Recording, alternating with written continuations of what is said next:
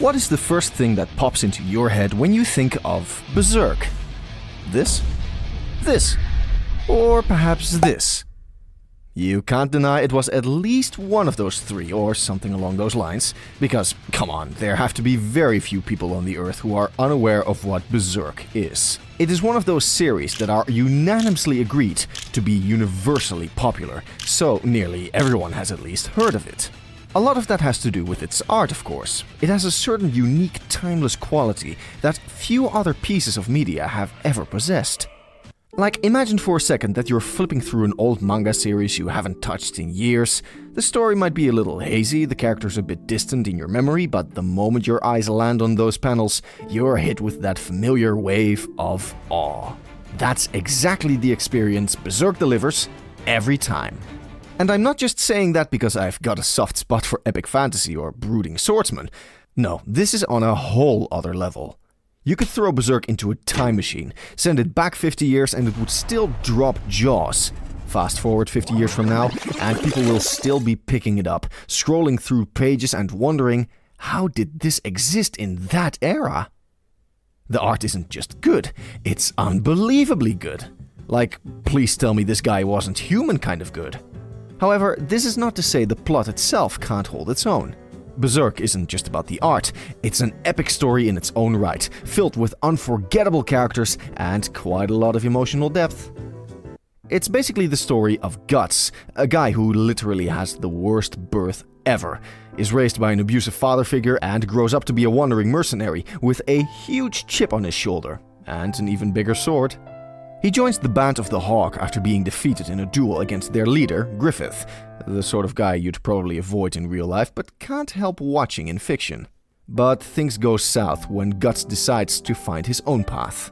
His departure leads Griffith into a downward spiral, where he ultimately chooses power over friends and sacrifices his entire crew to become a demon lord.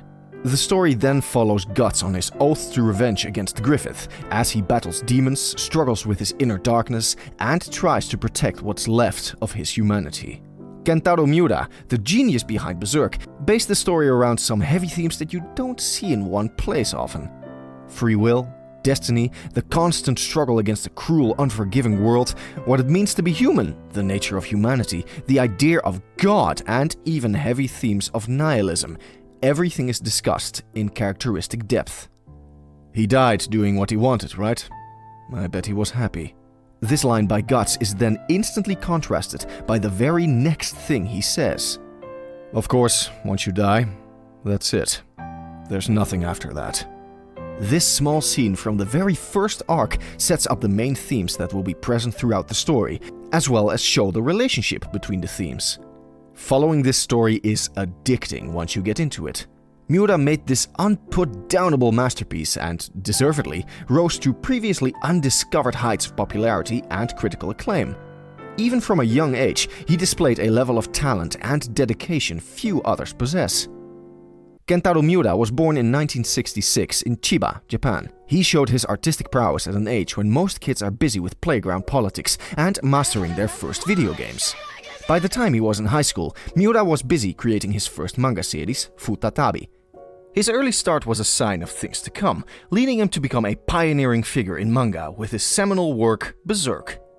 This series didn't just push the boundaries of dark fantasy, it obliterated them, showing us a world where the epic and intimate collide in the most breathtaking ways.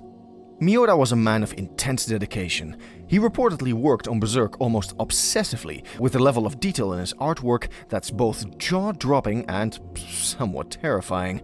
His process was so meticulous that even he admitted it made him a bit of a recluse. Despite his reclusive nature, his influence on manga and anime is immense. Miura's tragic passing in 2021 left a huge void in the world of manga, but his legacy lives on through his groundbreaking work that continues to inspire and captivate fans worldwide. And why shouldn't it?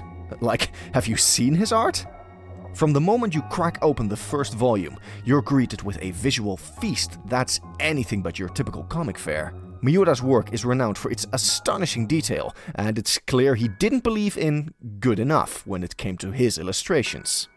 Guts, the series' brooding hero, is rendered with a level of intensity that makes him look like he stepped out of a medieval fever dream.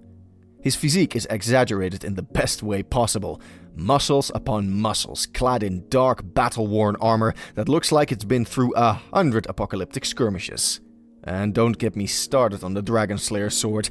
It's practically a character in its own right, so massive it defies the laws of physics. Then there's world building. Miura's landscapes are as grim as they are grand.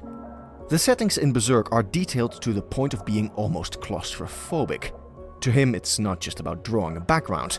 Miura creates a world that feels alive, breathing, and utterly unforgiving. One example is the art in the Elfhelm arc, where Guts' party reaches the mystical island.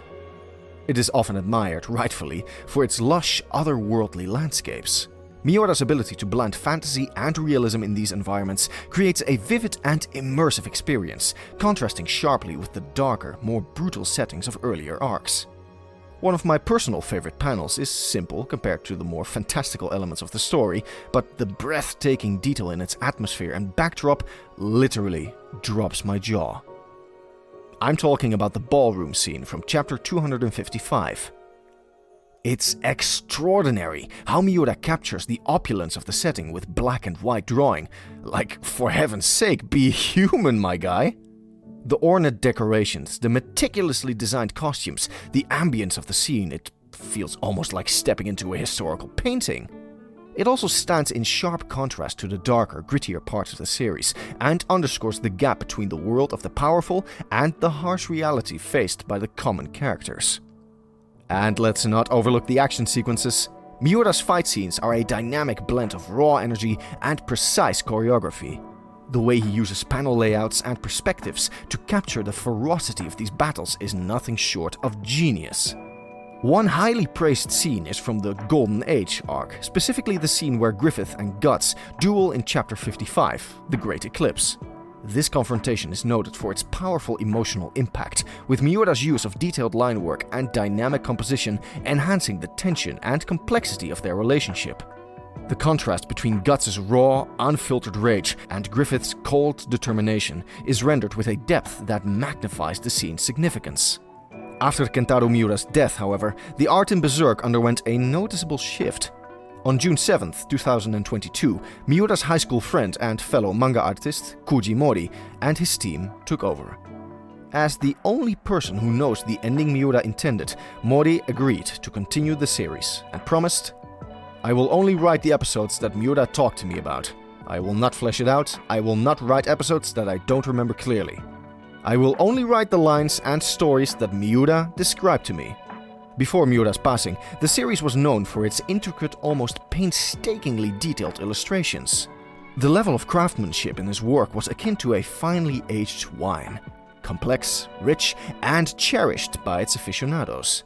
However, after the transition, the art style experienced a bit of a makeover. Like, imagine going from a classic sports car to a new model. Sure, the new model is slick and reliable, but you can't help but miss the classic engine's roar and the way it used to hug the road. The new team has indeed kept the spirit of Berserk alive, but the shift in style is evident. Some details might feel less elaborate, and there's a bit of an adjustment period for longtime fans. Overall, fans appreciate the effort to honor his legacy, even as they acknowledge that the artwork now carries its own unique flavor.